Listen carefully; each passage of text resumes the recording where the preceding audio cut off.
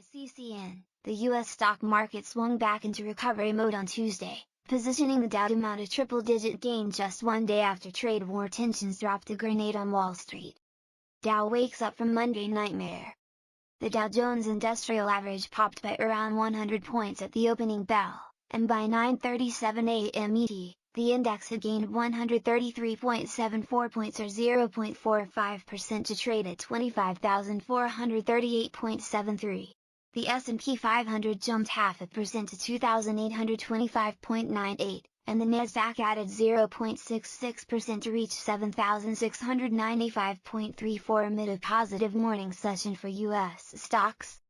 On Monday, the stock market absolutely imploded, wiping 617.38 points or 2.3% off the Dow, which settled at 25,324.99 when the closing bell mercifully brought an end to the bloodshed.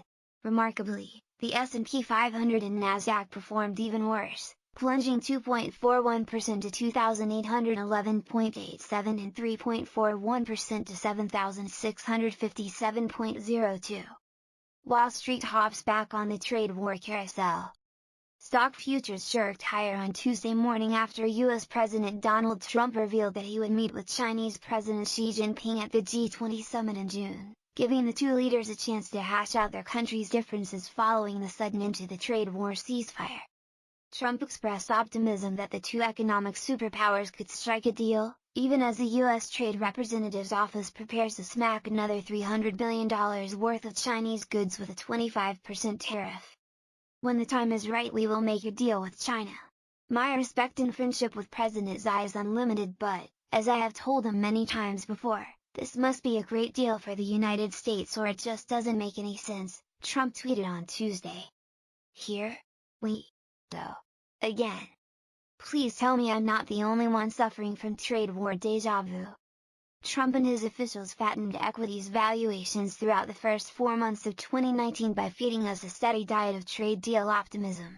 The chaos that transpired when Beijing abruptly erased months of negotiating progress should have been sufficient to expose the administration's lack of credibility on U.S.-China relations. At this point, it's hard to see investors as anything but masochistic. Why else would they continue to lap up every half-cocked Trump tweet as though it was transmitted from Mount Olympus by the Oracle of Delphi herself?